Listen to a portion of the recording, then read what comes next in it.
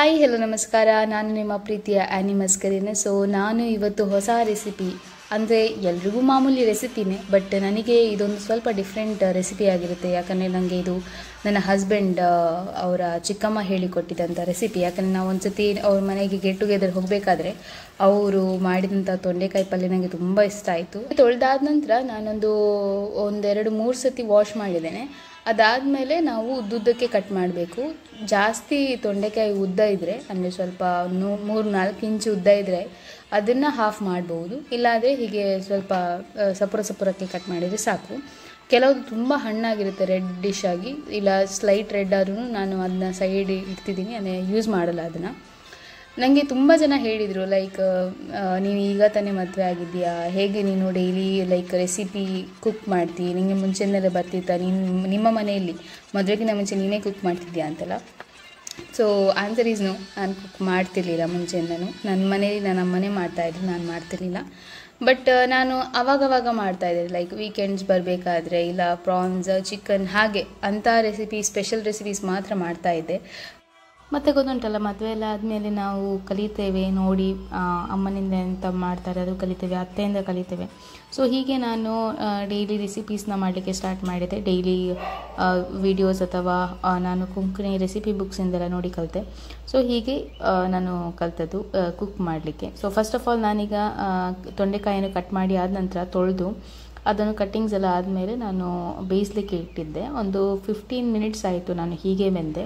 ಬೇಕಾದ್ರೆ ನಿಮಗೆ ಒಂದು ವಿಸಿಲ್ ತೆಗಿಬೋದು ಕುಕ್ಕರಲ್ಲಿ ಇಟ್ಟು, ಬಟ್ ನನ್ನ ಹಸ್ಬೆಂಡಿಗೆ ಹೀಗೆ ಇಷ್ಟ ಆಗುತ್ತೆ, ಅದಕ್ಕೆ ನಾನು ಹೀಗೆ 15 ಮಿನಿಟ್ಸ್ ಬಾಯ್ಲ್ ಮಾಡಿ ಅದಾದಮೇಲೆ ಒಂದು ಸ್ವಲ್ಪ ಕ್ಯಾಶ್ಯೂ ನಟ್ಸ್ನ ಹಾಕಿದ್ದೇನೆ, ಗೋಡಂಬಿಯನ್ನು, ಅದು ಬೆಂದು ಸೈಡಿಗೆ ಇಟ್ಟಿದ್ದೇನೆ. ಸೊ ಅದು ರೆಡಿಯಾಗಿದೆ.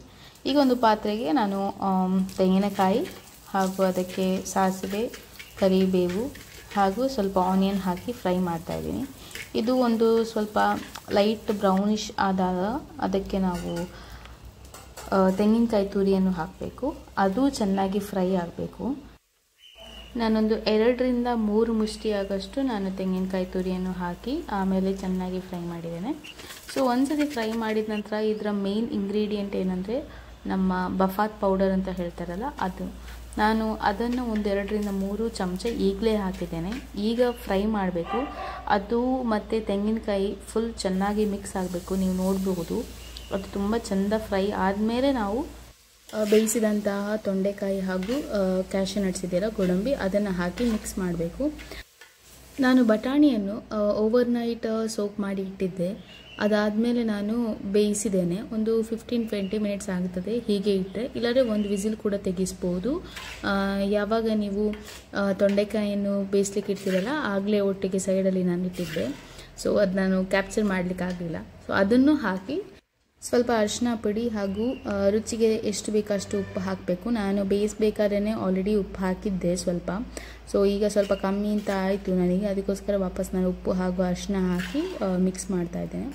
ಸೊ ನಿಮಗೊಂದು ವೇಳೆ ತೆಂಗಿನಕಾಯಿ ಸ್ವಲ್ಪ ಕಮ್ಮಿ ಅಂತ ಕಾಣಿದ್ರೆ, ಅಂದರೆ ನಮಗೆ ತೊಂಡೆಕಾಯಿ ಅದು ಮತ್ತು ಬಟಾಣಿ ಎಲ್ಲ ಹಾಕಬೇಕಾದ್ರೆ ಸ್ವಲ್ಪ ಜಾಸ್ತಿ ಕಾಣ್ತದೆ.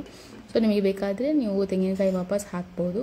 ಸೊ ಹೀಗೆ ಮಾಡಿದರೆ ನಮ್ಮ ತೊಂಡೆಕಾಯಿ ಹಾಗೂ ಬಟಾಣಿ ಪಲ್ಯ ರೆಡಿ ಆಗುತ್ತೆ. ನೀವು ಒಂದ್ಸತಿ ಟ್ರೈ ಮಾಡಿ ಹೇಗಾಗಿದೆ ಅಂತ ಹೇಳಿ. Don't forget to like, share and subscribe to my YouTube channel. ಹೊಸ ರೆಸಿಪೀಸ್ ಅಥವಾ ರೆಗ್ಯುಲರ್ ಆದಂತಹ ರೆಸಿಪೀಸ್, ಅಂದರೆ ನಮ್ಮಮ್ಮ, ಅತ್ತೆ ಅವರೆಲ್ಲ ಕಲಿಸಿದಂತಹ ರೆಸಿಪೀಸ್ನ ನಾನು ನೆಕ್ಸ್ಟ್ ವೀಡಿಯೋಸ್ಗಳನ್ನ ಹಾಕ್ತೀನಿ.